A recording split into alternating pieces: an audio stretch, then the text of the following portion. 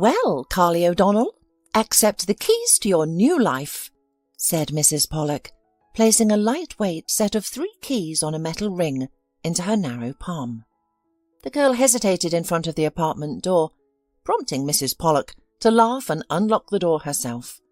"Oh, Carly, you're like a newcomer. This is your new apartment. Live, be happy, start a new life. Don't be so timid. Come in." The woman opened the door, nudged Carly into the room, and then closed the door behind them.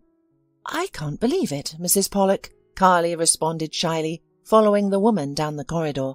"I guess I'm an adult now. I can live as I want and do what I want," the girl said, beginning to grasp what adulthood felt like.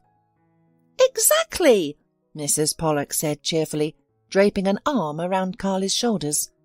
"You're a grown-up now, so you can become independent. But," Mrs. Pollak raised a finger meaningfully, "there's a caveat about doing what you want. My girl," she said in a more serious tone, "being an adult and being in charge of your life doesn't mean you can thoughtlessly do whatever you want. Adulthood means making responsible decisions and always taking responsibility for your life. Understand this. There may be people who will try to sway you with false values and manipulate your thoughts.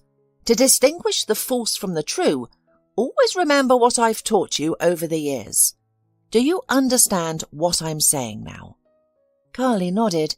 Mrs. Pollak had indeed been like a mother figure for her and many other children in the orphanage for years. Carly never knew her father, and her memories of her mother were vague and unclear after so many years. Her mother, Lily, was deprived of her parental rights when Carly was just 5 years old. The woman used to disappear for days, leaving young Carly alone without food. If the girl was lucky, she arranged for Mrs. Ross, the neighbour, to look after little Carly during her absences. Attempts to persuade or scold Lily were futile.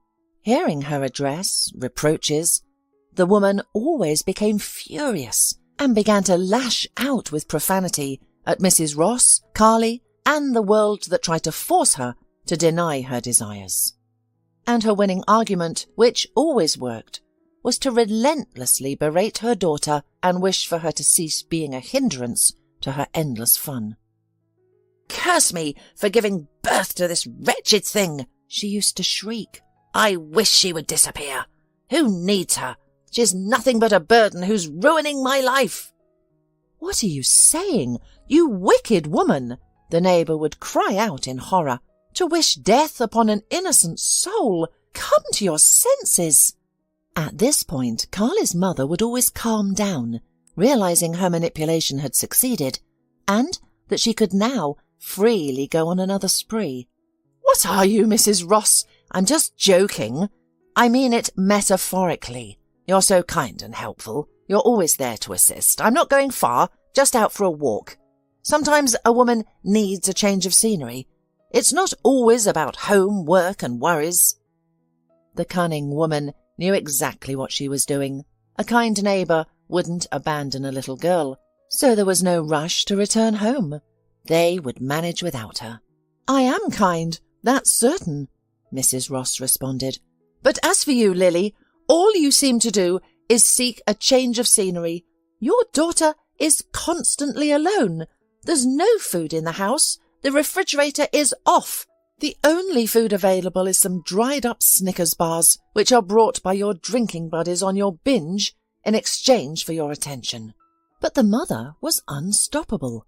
Hastily touching up her lips in front of a dull old mirror in the hallway, she used to throw back to the neighbour something like, "Stay out of my private life," and then disappeared in a direction she only knew, not even pausing to look at her daughter. Lily would usually show up on her doorstep a week or 2 later, staggering with the consequences of her reckless lifestyle, and collapse on the old couch, falling into a deep sleep. One day Carly's mother was gone for a month. A concerned neighbour, fearing that she had died, took little Carly by the hand and reported the disappearance to the police. They found the mother shortly after. Somehow, she ended up in a hospital 500 kilometres away from her hometown, suffering from severe booze poisoning. The police, having uncovered the den, found Lily unconscious in the midst of a crowd of similar individuals. Not one of them had noticed her condition. Had a few more days passed, her bender could have resulted in an unnoticed death. The guardianship authorities have initiated the process of terminating Carly's mother's parental rights. Upon regaining consciousness in her hospital bed, she appeared relieved at the news and eagerly signed all necessary papers, looking forward to a free, unrestricted life beyond the hospital. Carly was relocated to an orphanage. Fortunately, the local orphanage was not a grim place. The staff consisted of compassionate women who treated the orphans as their own children. One of the educators, Mrs. Pollak, cheerfully remarked upon seeing Carly, "What a little flame we have here! I have never seen such bright red hair." The girl soon adapted to her new life. Mrs. Pollak did everything she could to help her integrate into their small group, make friends, and feel like a part of their close-knit circle. After leaving the hospital, Carly's mother never once remembered her daughter and never returned home. Eventually, Mrs. Ross received a summons from the police to identify a body which was found on a riverbank. Inside the pocket of a waterlogged, dirty cloak, the police discovered a water-damaged passport belonging to Carly's mother. Mrs. Ross, who came to the identification, crossed herself and looked at the deceased. She could definitely say the body in front of her on the morgue's table was Lily's. Soon she was buried, and from then on, the girl was considered a full orphan. Meanwhile, Carly proved to be a bright and capable child. Mrs. Pollak, a childless and unmarried woman, devoted her life to caring for orphans, and she invested a lot of time in the girl. By the time Carly was school-aged, she was already fluent in reading children's books, showed a keen interest in various subjects, and even dabbled in writing poetry. For her birthday, her teacher gifted her a beautiful glossy album for her poems, which she began filling with her own compositions. A voracious reader, Carly regularly visited the town library. She loved the tranquility and the smell of the books stored there, which led her to aspire to become a librarian. Mrs. Pollak encouraged Carly's love for books and reading at every opportunity.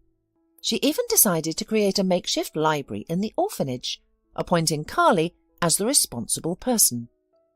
The girl was thrilled with the idea. She eagerly started her duties, which included maintaining the books, lending them out, and informing other children about new editions. The orphanage principal regularly purchased new books for the students. "If you want to become a real librarian, you need to be neat and responsible," Mrs. Pollak instructed Carly. "Remember, a librarian's job is to inspire an interest and love for reading." By the time Carly graduated from high school, she knew she wanted to pursue a literature-related degree. The town had a society for book lovers, literature and poetry, which Carly regularly attended. The society comprised amateur poets and writers, who often organized readings of their work. Carly actively participated in these events, and everyone agreed that her future should lay in literature and poetry. One evening, a new individual joined the regular members of the community. His name was Bernard Calhoun, and he was an elderly man, around 70, with a respectful demeanour. He arrived at the community event in a gorgeous, old-style car, chauffeured by a driver, and had a habit of smoking a pipe filled with tobacco. When Carly recited her poems, he clapped the loudest and predicted a successful literary future for her. In town, he was seen as a newcomer. Rumour had it that he had recently moved here from the capital, having bought a house, to exchange the incessant city noise for the tranquillity of a regional suburb. One evening, Mr. Calhoun invited the attendees to his mansion after the event to celebrate his birthday. While some were eager to return home and others had other commitments, a few, including Carly, were delighted to accept Mr. Calhoun's invitation. In the living room of his rather spacious house, there was already a table set with champagne. Carly, who was 17 at that moment, had never tasted alcohol, but when a thin glass filled with gold and sparkling drink was placed in front of her, she found it inconvenient to refuse. The evening passed in a warm and sincere atmosphere. The host himself drank only mineral water, referring to the fact that doctors had categorically forbidden it. When Carly returned to the orphanage, Mrs. Pollak smelled a slight odour of champagne and became alarmed.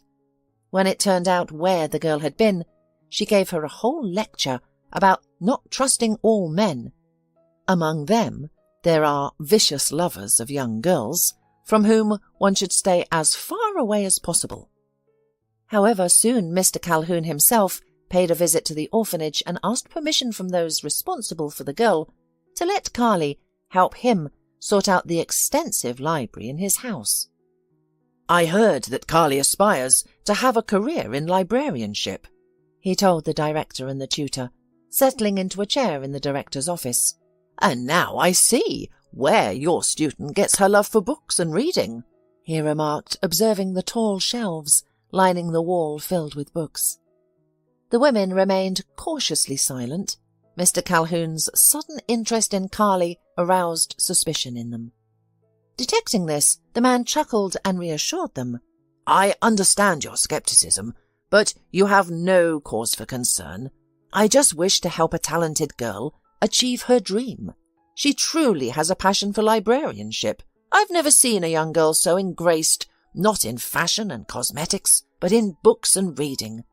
I have 2 grandchildren myself, but sadly, their interests are entirely different. As for Carly, it would be very useful for her to participate in such an endeavour. My library has amassed thousands of books over many years, some of which are quite rare and valuable." On hearing that the unexpected visitor had grandchildren of his own, the women relaxed slightly. However, the headmistress, casting a serious gaze at him, began to speak. "We certainly don't mind Carly participating in such activities, especially as she's preparing to enter the college next year. But rest assured, we will always keep an eye on her and protect her," the headmistress added sternly. "Well, I see the future is in safe hands," Mr. Calhoun joked in response. "You're absolutely right to take this matter seriously, so you don't have to worry in vain. I'll install a surveillance camera in my library, so you can see what Carly is doing in my house at any time. What do you think?" "Let's give it a try," the orphanage director agreed, looking relieved. When Carly heard about the upcoming opportunity, she was thrilled. Mr. Calhoun's house was filled with books, and the chance to go through them was a dream come true for her. Carly mainly helped Mr. Calhoun on weekends. She woke up early in the morning and rushed to his house to immerse herself in the vast world of books, of which his library had plenty. Mr. Calhoun typically awaited her with breakfast ready. Carly found it unusual to sit at a table with starched napkins and expensive dishes, while the housekeeper served her tea and hot pancakes with jam. However, Mr. Calhoun was an engaging and knowledgeable conversationalist, and Carly would quickly forget her surroundings, engrossed in another captivating discussion. Mrs. Pollak, on the other hand, monitored how Carly spent her time closely. "Carly, you are an adult now," she told the girl. "Soon you will start living independently. Of course you can always rely on me, but decisions about your relationships, especially with men, will be yours alone to make. Always prioritize your own desires and interests. Never give in to pressure, especially when you're being forced to do something you don't want. Don't agree to such things, even if you're offered money for it. If you encounter such people, run away." Carly understood who Mrs. Pollak was warning her about, but Mr. Calhoun had never behaved in such a manner. On the contrary, he acted like a genuinely caring grandfather, as if he were Carly's own kin. The girl, who had never had a grandfather, or even a father, appreciated this approach. Mr. Calhoun liked to ask her opinion on various life situations. They even occasionally disagreed and argued over differing viewpoints. Mrs. Pollak was perplexed by the friendship between Carly and Mr. Calhoun, suspecting ulterior motives in their interactions. However, no matter how closely she observed, she found nothing suspicious.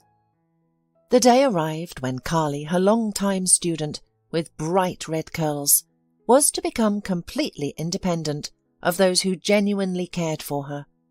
As Mrs. Pollak stood in Carly's apartment, she realized that her pupil was not entirely ready for adult life. But what could she do? Carly couldn't stay in the orphanage, and it was time for her to mature. "Well, Carly, are you ready to run the household?" Mrs. Pollak asked cheerfully, surveying the apartment. "I've arranged for you a place of a saleswoman while you're preparing for the college." Picking up a large zippered bag from the floor, she placed it on a stool and opened it. "We collected some dishes and bedding for you. Use them, and then buy whatever else you need." Mrs. Pollak chatted, her tone deliberately upbeat, but Carly could tell the woman was hiding her worry behind the chatter. "Mrs. Pollak, don't worry, I'm not going anywhere. We'll see each other every day, just like before," the girl reassured her. "How can I not worry? For so many years you were so close, and now how will it all work out?" Mrs. Pollak mourned. "Well, you're right. There's nothing to worry about. I have to go, Carly. I have a lot to do today." The women hugged each other, then Carly shut the door behind Mrs. Pollak. A new life indeed, the girl thought, unpacking her belongings. Suddenly her phone started to ring. Mr. Calhoun had learned that it was Carly's birthday and insisted on giving her a personal gift, a new smartphone. "No refusals accepted," he said, noticing the girl's hesitation to accept the gift. "After all, I need to stay in touch with my assistant. What's so odd about that?" Carly answered the call, and it was Mr. Calhoun, requesting her to come over that day. She promised to arrive soon, right after unpacking and getting settled in her new place. About 3 hours later, Carly was stepping into the hallway of Mr. Calhoun's mansion. The master was sitting by the fireplace in the drawing-room, engrossed in a book and puffing on a pipe of tobacco. "Well, how have you settled in?" he asked as Carly walked in. "Come in, sit down, and tell me, as well, where you decided to work before entering the college." Carly sighed and told the store where Mrs. Pollak had arranged a position for her. "Actually, I don't want to work there, but where else can I go?" she said. "You don't have to work at the store if you don't want to," Mr. Calhoun replied. "In fact, I have something to offer you. How would you feel about working for me? You do the same thing you're doing now, sorting my library, helping me catalogue, and occasionally keeping me company. We're friends, aren't we?" Carly smiled happily. She liked the sound of his offer. However, remembering Mrs. Pollak's cautionary words, she asked, "That would be great. Thank you for your care and consideration. But, Mr. Calhoun, why are you showing me such kindness? After all, you have your own grandchildren, and you probably have children too. You never talk about them." "Carly, girl," Mr. Calhoun began thoughtfully, seeming to decide something. "I've wanted to talk to you for a while, and now I believe the time has come. Look," he said, taking out a photograph and handing it to her. It was a picture of a young man with fiery red curly hair. Carly, puzzled, looked at the picture, clearly perplexed as to why Mr. Calhoun was showing it to her. "Is this likely a relative of yours? Perhaps a son or grandson?" "Well, not a grandson," Mr. Calhoun laughed in response. "But you're right, he is my own son," he said, his tone suddenly serious. "A son who unfortunately made many mistakes in his life and has now left this world. Alas." "What happened to him?" the girl asked sympathetically. "The story is not a happy one," Mr. Calhoun replied. "Perhaps I, as a father, didn't pay enough attention to my son. I left his upbringing to my wife and various nannies," the man said, shaking his head sorrowfully. "I'm wealthy, very wealthy. I inherited a large, successful business from my father, which I have expanded throughout my life. However, I overlooked that there was no one to pass it on to. When I was younger, I foolishly believed that earning money and increasing wealth were the most important things. I missed out on a lot, not understanding the significance of a father's role in raising his child. My only son grew into a complete egotist, having been accustomed since childhood to the world revolving around him. His mother pampered him with luxury and attention, never demanding anything in return. As a result, he grew up believing that everyone owed him something, and he owed nothing to anyone. I should have noticed and made an impact, but I was always busy with business. And there's nothing I can do about it now. The path my son chose led him to ruin. The old man sighed and fell silent. Carly listened patiently, sympathizing with him, but she didn't understand the purpose of the conversation. After a brief silence, Mr. Calhoun continued. From a young age, my only son, Richie, led a destructive and aimless life, with access to unlimited funds. He was introduced to alcohol, debauchery, and illegal substances early on. By 18, he was already an alcoholic, succumbing to every temptation and frequently losing control. When I finally realized the extent of his problems, it was too late. His mother, my wife, had been covering up his wrongdoings. I only learned about his lifestyle much later, and from strangers. Disagreements over our son led to frequent fights between my wife and me, ending in our divorce. She moved out afterward, demanding a separate residence for herself and her son, as well as substantial monthly support. This move effectively ended any influence I have over our Richie. After a while, I was informed by my ex-wife that Richie was getting married. Unfortunately, his chosen partner was nothing more than a gold digger. Richie's lifestyle remained unchanged after the wedding. I attempted to explain to him that he needed to alter his ways now that he was a husband and a family man. Much to my disappointment, my advice was met with laughter from him. "None of your business," Richie said to me disdainfully. This conversation took place in the morning, following a night of heavy drinking. Just a few hours earlier, my son had been barely able to stand, his breath reeking of alcohol.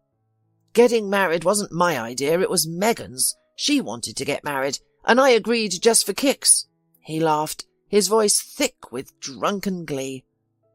His young wife Megan was pregnant. It seemed that she did not care about her husband's lifestyle.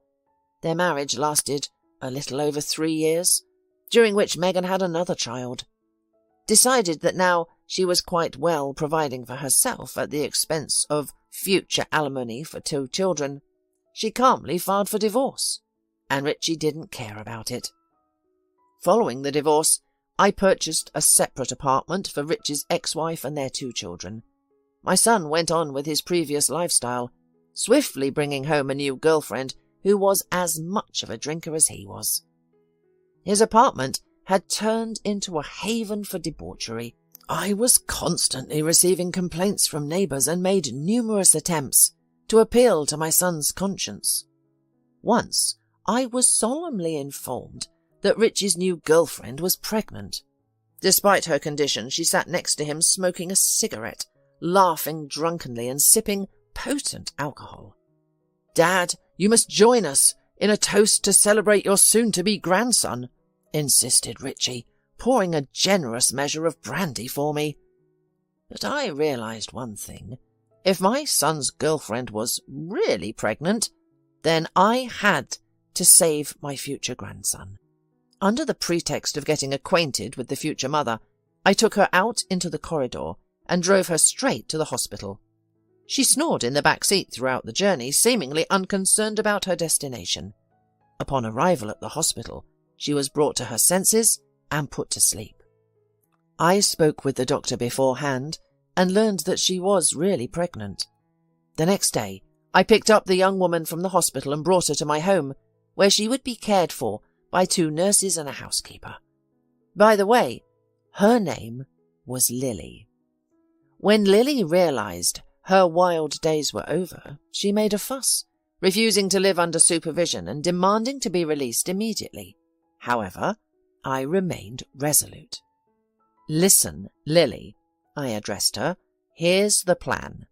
You will stay with me for a few months, everything provided, no alcohol or tobacco.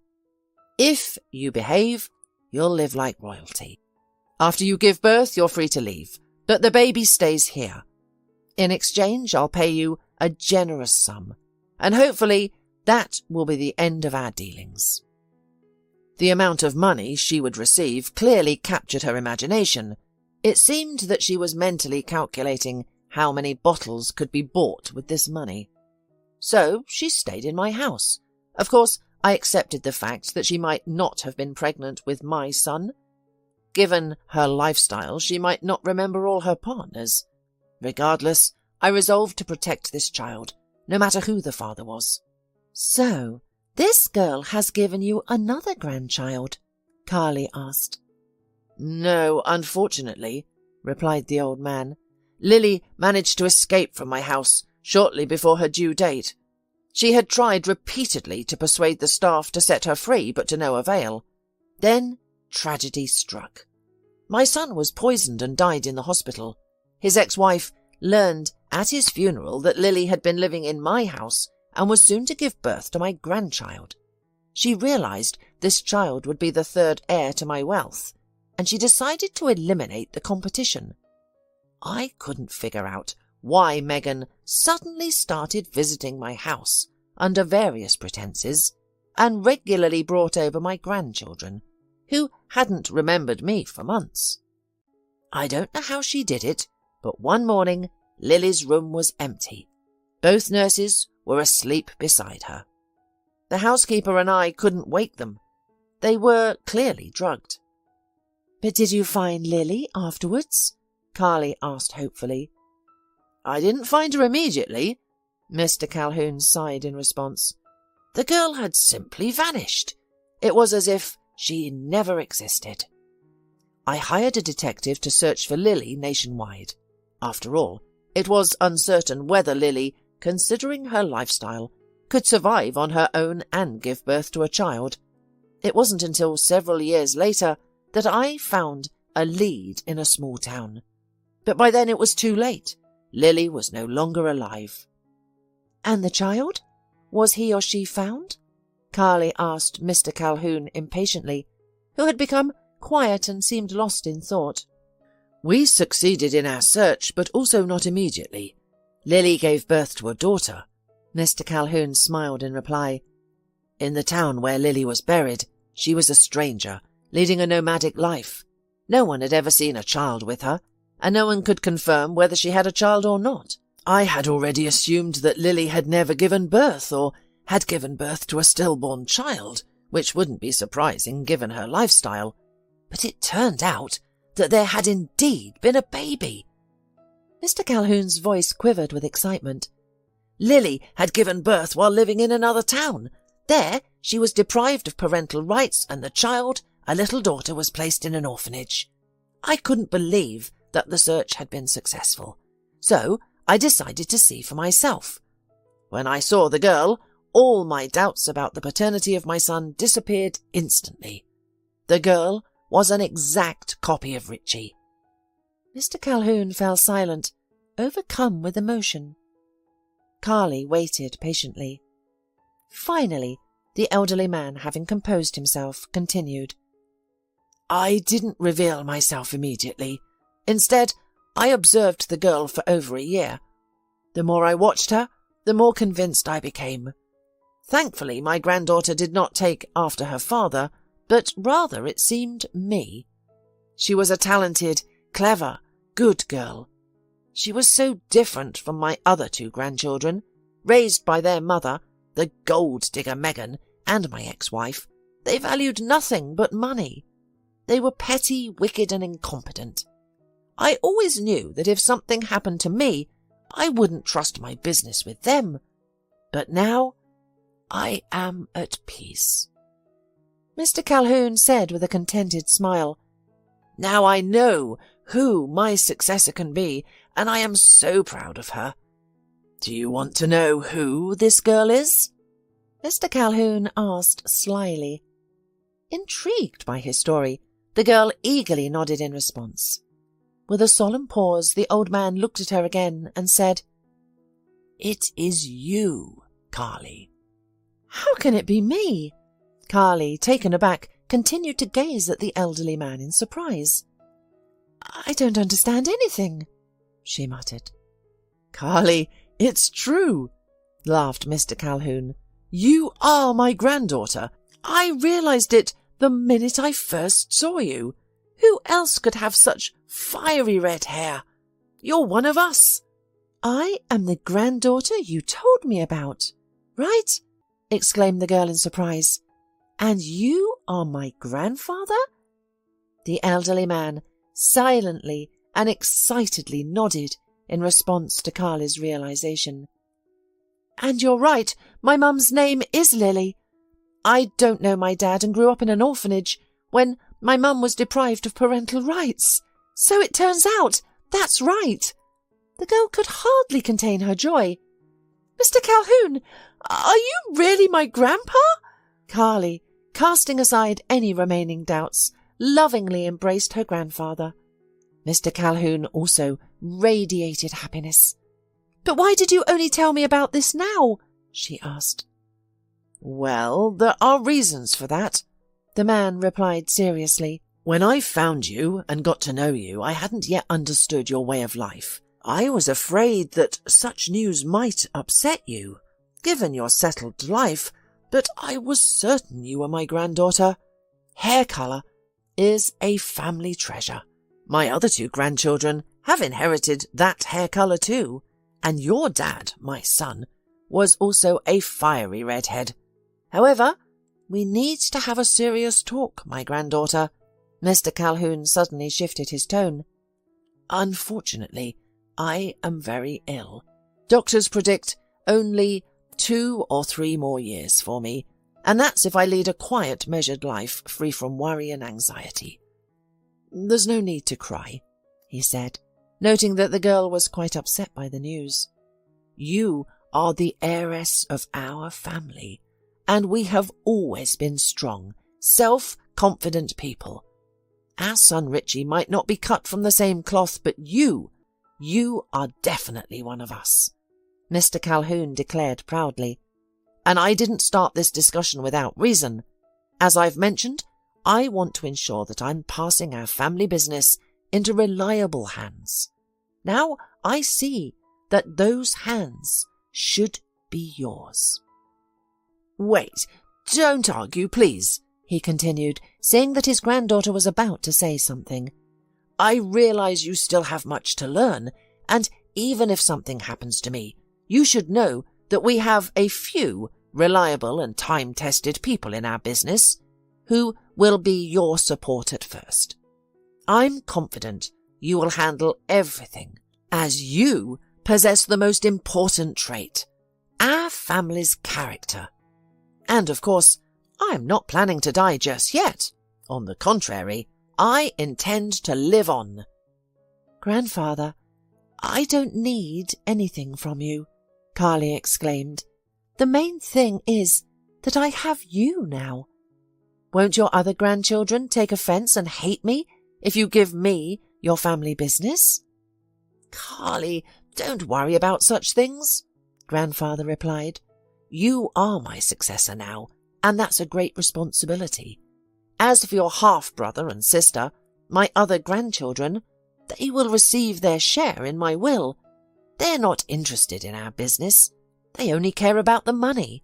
Sadly, their mother Megan, my son's ex-wife, and my ex-wife Bella instilled these values in them. I regret not intervening." The elderly man paused for a moment and then continued. "By the way, you'll soon meet them. After deciding to talk to you, I called them yesterday from the capital. They're on their way and should arrive soon." "Mr. Calhoun, dinner is ready," announced the housekeeper as she entered the living room in a neat white apron. "May I serve?" she asked, pausing in the centre of the room. After receiving approval, she vanished, leaving behind the low, tinkling sounds of dishes from the dining room. Soon, the grandfather and granddaughter sat down for dinner. They discussed Carly's upcoming introduction to the other family members. When the housekeeper served tea, a bell rang in the hallway.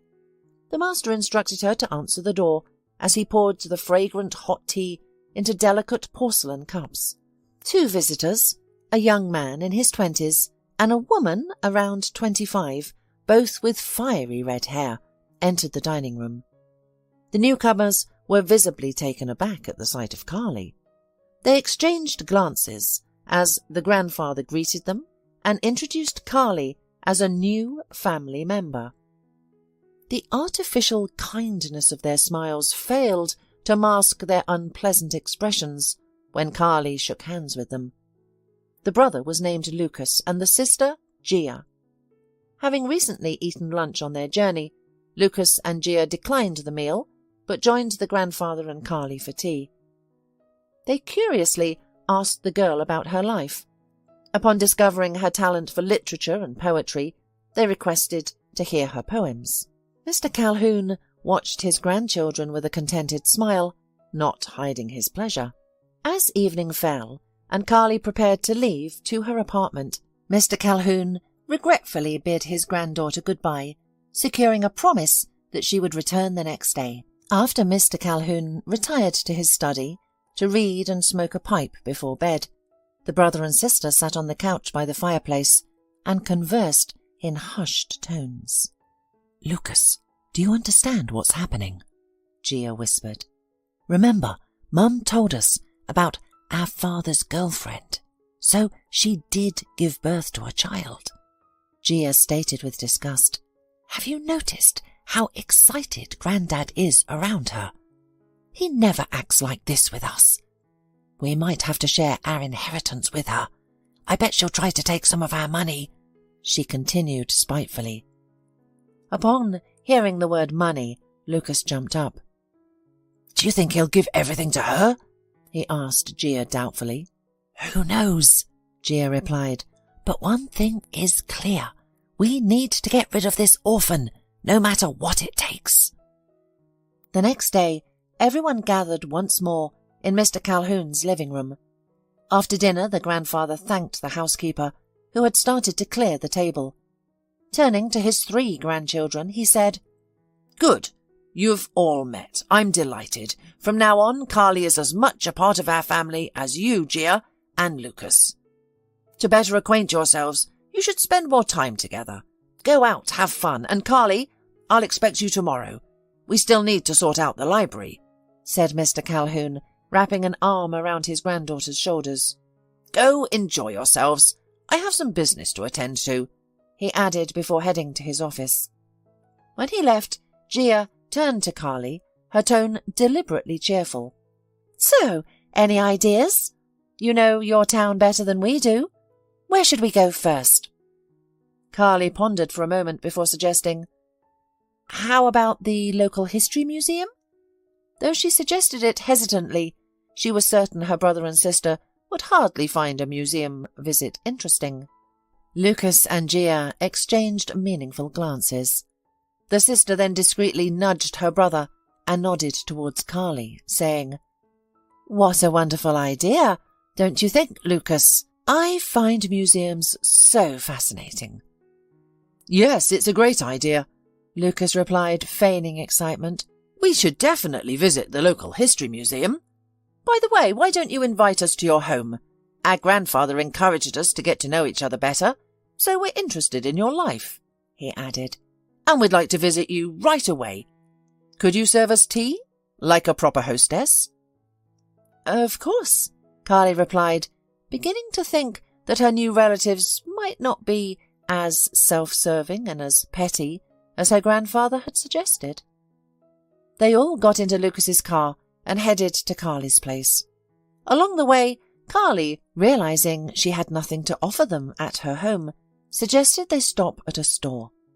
The siblings agreed enthusiastically. When Gia and Lucas loaded the food into the cart and approached the cash register, Carly expressed concern that she might not have enough money to cover the cost, and most of all, she was troubled by the expensive bottle of whiskey that Lucas had chosen, explaining that they needed to celebrate their reunion. "Relax, Carly," he assured her. "We'll cover the cost. Your role is to keep us company and set the table like a true hostess." Soon the siblings were at Carly's apartment, and Gia looked around with barely concealed contempt. "Very nice and cosy." "Really, Lucas?" she said, casting a glance at Carly, who was busy setting out the snacks they had bought at the store. Once everything was prepared, Lucas opened the bottle of whiskey. "We should toast to our reunion," he said, pouring the drinks. "I don't drink," Carly protested, watching as Lucas poured a generous amount of alcohol into her glass. "I've only tried champagne once in my life, and I didn't like it," she added doubtfully. "Carly, are you kidding? You don't drink at all?" "Never," Lucas said with conviction. "Well, that's right, of course, but you have us now, your family, and such a behaviour is disrespectful, especially since we're your guests." Lucas made a hurt face. "Carly, Lucas is right. You should show us respect. Maybe you don't know this, but there are certain rules for hosts' behaviour towards their guests. It's an excellent drink, and it's easy to drink. Have at least a few sips with us, out of respect." Lucas had already proposed the first toast to the meeting. Carly took a small sip and realized that the drink was indeed easy to swallow and had a mild taste. "Well, you see, and you didn't want to drink with us," exclaimed her half-brother, immediately refilling the glasses with a new serving of alcohol. "And now let's drink to the addition to our family. To you, Carly." He solemnly proposed a new toast, not giving the girl a second to think. Through a haze, the girl realized that the drink was much stronger than she first thought. Her head hummed, the room swayed like a boat trip on the water. Mrs. Pollak, the educator, arranged small river trips on an excursion boat for her students from time to time. For a moment, Carly felt like she was standing on the deck during one of these excursions. She took the glass filled by her brother with another serving of the intoxicating drink. "Drink!" she heard, the words echoing in her head like they were bouncing off the walls of a deep stone well. Carly, teetering on the brink of unconsciousness, felt an unwelcome liquid being poured down her throat. Unable to swallow, she coughed. "Quiet!" Gia hissed at her brother. "She could choke. God forbid. You'll answer to Grandpa for her. Remember, she left with us." "Calm down. Everything's under control," Lucas reassured in a muffled tone, keeping a close eye on Carly. "She seems ready." "Let's call Grandpa, Carly," he announced, and pulling out her phone, dialed Grandpa's number with a sly grin. "Now, sister, tell Grandpa how much you love him. Go on." He thrust the phone in front of Carly's face. The girl struggled to open her eyes and looked at the screen. Upon seeing her grandfather, she giggled and managed to slur. "Grandpa? Hi, it's me." "Carly, what's wrong? Are you sick?" Her grandfather's voice filled with alarm. "No, I'm very well. We've just had a bit to drink." Carly slurred, swayed, and collapsed on the floor, falling asleep instantly. Mr. Calhoun ended the call. The brother and sister looked at each other, laughed, and high-fived. Their plan had worked. Now their grandfather would think twice about making any decision, having seen what his beloved new granddaughter was capable of. Meanwhile, Mr. Calhoun was truly upset and thought about what he had seen. Had he misjudged Carly, attributing to her qualities that his granddaughter did not possess? Was she going to follow in her parents' footsteps? "I must go to her at once," he finally decided, pressing the bell to summon the houseworker. But suddenly the elderly man felt a crushing pain in his sternum. He staggered, nearly losing consciousness. With a significant effort, he managed to stay upright. Soon his housekeeper arrived in response to his summons. "Hurry," he whispered with the last of his strength. "Tell the chauffeur to get the car. We need to leave immediately." Then he lost consciousness. Carly opened her eyes with difficulty, taking in her surroundings with surprise. She was lying on her couch at home. A table nearby held the remnants of appetizers, upturned glasses, and an empty bottle on its side. Attempting to get up, she felt a wave of dizziness. "What happened? What's wrong with me?" She tried to understand, but to no avail. Her memory returned abruptly, hitting her like a wave of ice. "My brother and sister, they were here at my place. We were celebrating our reunions." With difficulty, Carly turned her head to look at the wall clock. It was 6 a.m. "How long did I sleep?" the girl wondered, realizing the feast must have lingered into the evening. She couldn't recall what had happened. A strange, unpleasant taste lingered in her mouth. "Did I drink alcohol?" she pondered, remembering her siblings had brought alcohol the previous day. Feeling unwell, Carly forced herself to get up, went to the kitchen and put the kettle on. The sight of the previous day's appetizers left on the plates induced waves of nausea. She had no appetite. After drinking tea, Carly cleared the table, set the alarm clock for 9 a.m. and went back to sleep on the sofa. Upon waking, she took a shower, but had no desire for breakfast. She began preparing for her visit to her grandfather's house. Usually, she would arrive there by 10 a.m. They would have breakfast, drink coffee, and then Carly would sort out her grandfather's library. Today, she knew she would arrive later than usual. Dialing his number, she planned to inform him that she will be late. However, there was no answer on her grandfather's phone. An hour later, she found the house empty too. "Where is the grandfather?" Carly asked the housekeeper, puzzled. "Don't you know?" the woman replied, surprised, as she cleaned the book racks. "Mr. Calhoun is in the hospital in serious condition. He's in intensive care. Miss Calhoun and her brother are with him at the hospital." Upon hearing this, Carly felt a chill. That's why her grandfather hadn't answered her call. She rushed to the hospital immediately. However, due to his serious condition, she was not allowed to visit him. Not knowing what else to do, she sat on a couch in the hallway. "There she is. Have you come to see the result of your inappropriate behaviour?" Suddenly, Carly heard someone's voice beside her. Looking up, Carly saw Gia and Lucas standing in front of her. "Yes, it's your fault that grandfather got sick," Gia exclaimed. "Why is it my fault? What happened?" Carly did not understand. "Look at this." Lucas, feigning indignation, pulled out his phone, turned it on, and shoved it in Carly's face. On the screen, Carly saw herself, barely coherent, and holding a glass at the table. "Do you like what you see?" Lucas asked mockingly. "There's more where that came from if you're not too ashamed to watch," he continued, scrolling through his phone. "Has Grandpa seen all this?" Carly was horrified. "Why did you show him all this? He shouldn't be worried at all," she said, shocked. "And now she blames us," Gia responded indignantly. "You were the one who video called him yesterday. He got sick when he saw the state you were in.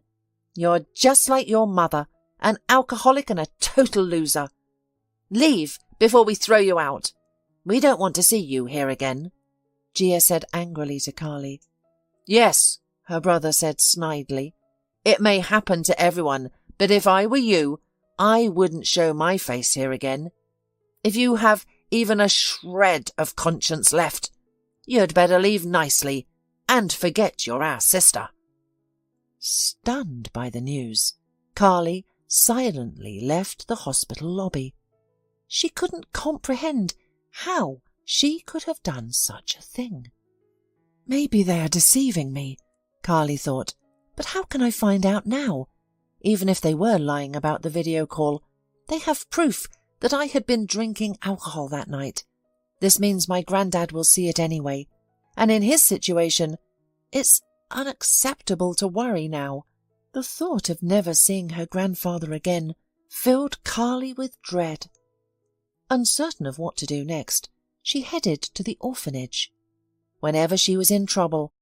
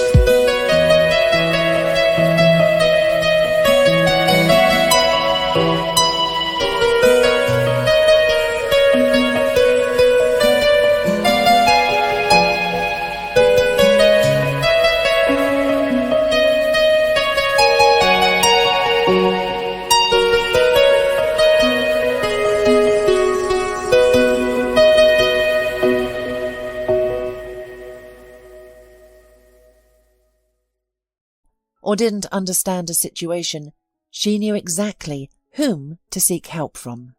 The girl headed to Mrs. Pollak, but suddenly realised that she hadn't informed her teacher about her new-founded relatives yet. Events had unfolded so quickly that Carly hadn't had the chance to share this news with the woman who had become like family to her. Meanwhile, the teacher was, as always, at her workspace. She was delighted to see Carly, but quickly realised that the visit was not for casual conversation. Carly recounted the events of the past few days, leaving Mrs. Pollak surprised. "Life is as unpredictable as any movie. No one saw this coming." "I don't know what to do, Mrs. Pollak," Carly admitted after finishing her story. "I'm afraid my grandfather will think poorly of me. As for this inheritance, I said at once that I didn't need anything, but my grandfather thinks that I am the right person to succeed him in the family business. My half-brother and sister don't seem thrilled about me being viewed as the heir to their grandfather's fortune. I suspect they may have set up the drinking incident to embarrass me in front of him." "Carly, talk to them about it," Mrs. Pollak said heatedly. "Promise them you'll renounce everything when it comes to the inheritance, and perhaps they'll leave you alone. However, I think if they are such petty people, it's better to have no relatives at all." "I will try to talk to them," Carefully replied doubtfully, "but I'm not sure if they'll believe me. When grandfather spoke of them, he didn't have flattering things to say. He claimed they only cared about money, and they judge others by their own standards, so most likely they would want to get complete assurance that I won't claim anything." "Then you should try explaining everything to your grandfather," Mrs. Pollak suggested. "After all, he's still in charge," she added confidently. Carly nodded and, after saying goodbye, left Mrs. Pollak. She decided to speak to her relatives again and headed back to the hospital. Unfortunately, she was still not allowed to see her grandfather, and Gia and Lucas were nowhere to be found. She learned from the nurse at the reception that they had recently gone home. Determined to confront them, Carly set off for her grandfather's house. Gia and Lucas were having lunch in their grandfather's dining room. After the housekeeper cleared the soup dishes and brought out the main course, they began to eat and discuss the current situation. "So, what now?" Lucas asked, biting into a roasted turkey leg. "So, our sis has been neutralised, and we can ease up." "I doubt that," Gia replied, dabbing her lips with a starched napkin. "We can't predict what grandfather will do when he recovers. Remember, as soon as he came to, he called for the notary at the hospital." She shook her head meaningfully. "What that means we still don't know." "Perhaps he decided to change something in our favour," Lucas suggested. "Why? Are we already considered the main heirs?" Gia objected. "The most important thing is that our grandfather kept seeing her as the irresponsible daughter of his alcoholic mother. She succumbed to the allure of alcohol just like her mother. How can he trust her with the family business?" "But we weren't going to be trusted with the family business either," said the brother. "Lucas, why do we even need it?" said his sister in response. "We just want the inheritance. Then we can sell the business, split the money, and that's it." Their discussion was interrupted by an unexpected ring at the door. The housekeeper went to answer it, and Carly walked into the dining room a minute later. "Here she is, our cheerful sister," Lucas exclaimed upon seeing her. "I must speak to you," said Carly firmly. "Hear me out." "Go ahead, talk," said Gia, as the eldest, not even considering inviting her sister to sit. Carly stood before her relatives as if she were a guilty schoolgirl. Grandfather was right about them, she thought, and spoke up. "I want you to hear me now. I don't want your fortune. Understand? You probably arranged this drinking affair deliberately to present me negatively in front of our grandfather. Remember this, I never drank, I don't drink, and I will not start drinking, no matter who my mother is. So I don't want Grandpa to think poorly of me, and I'm going to explain the situation to him. You just stay out of my way." Well, look at her, Gia responded in feigned surprise. She's showing a character, acting like she's a worthy descendant of our family. Remember this, you're nobody, Gia said harshly. You will not talk to my grandfather, understand? What's the guarantee you won't harm him and take his entire fortune? We don't want to be left with nothing. He was right about you, Carly answered confidently. You only value money in life. What if I give you my word that I'll renounce everything? The brother and sister glanced at each other and burst into laughter. Either you're mentally ill or too cunning, Gia scoffed. Who in their right mind would voluntarily give up a huge fortune? Enough with your games, she concluded decisively. You're going to leave here and never return.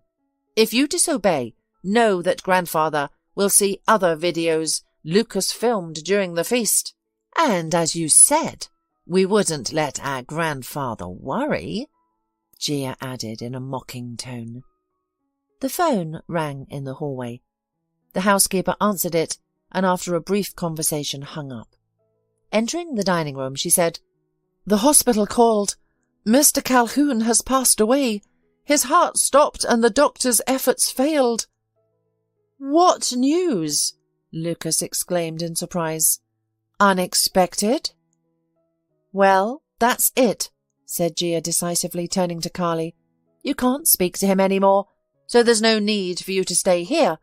I hope you haven't changed your mind about the inheritance. Are you still refusing it, as you assured us earlier? Yes or no? I don't want anything from you, Carly cried out bitterly. Poor grandfather, how could this happen? I just found out about you, and now I've lost you. She began to sob. How touching. I'm going to cry too, Lucas remarked cynically. Okay, if we've settled everything, then goodbye, said Gia, ignoring Carly's tears. And by the way, don't you dare show up at the funeral. You have no place there. And my advice to you, forget this whole story soon, she added coldly. Overwhelmed with grief, Carly left her grandfather's house. She didn't know how to continue living, blaming herself for her grandfather's death. Her half-brother and sister's actions were cruel, and she was lost. Unable to cope with the grief herself, she called Mrs. Pollak, and sobbing, managed to tell her what had happened. Oh, my poor girl, how many troubles have you had in such a short life? I'm very sorry to hear of your grandfather's death. Accept my condolences. But, you know, if I were you, I would still go to the funeral, Mrs. Pollak advised confidently. You're as much as a grandchild as your brother and sister, even if you decided to renounce your inheritance. You have the right to say goodbye to your grandfather. At the hospital, you were kept away from him by your half-sibling's wishes. However, I still don't understand why you chose not to accept the inheritance. It was wrong of you to go along with their demands, the educator added. Carly didn't answer. She just thanked her teacher for her advice and support and hung up the phone. When she got to her apartment, she immediately went to bed and fell into a deep sleep. Carly's grandfather's funeral was in 3 days. After some consideration, Carly agreed with Mrs. Pollak's point of view. No one had the authority to prevent her from bidding farewell to her grandfather. She called her grandfather's residence and asked the housekeeper to share the time and location of the funeral. Despite the young owners having forbidden the staff from allowing Carly into the house or even communicating with her, the housekeeper secretly informed Carly about the funeral arrangements. The woman was not fond of the young masters. They had started behaving disrespectfully and rudely towards her, even before they had fully assumed their roles as heirs. Neither Mr. Calhoun nor Carly had ever allowed themselves such behaviour. Sincerely thanking the housekeeper, the girl resolved to attend the funeral. At the designated time, she arrived at the funeral home, striving to attract minimal attention and to avoid being seen by Gia and Lucas.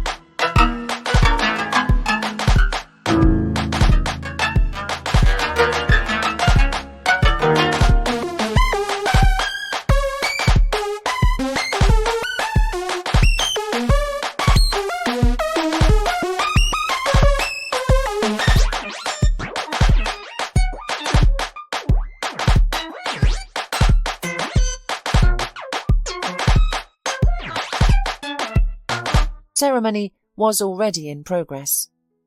During the service, Carly stood at the back, attempting to glimpse her grandfather in the coffin over the heads of the mourners. She spotted Gia and Lucas immediately in the front row. The room was filled with other people, relatives, friends, and associates of Mr. Calhoun.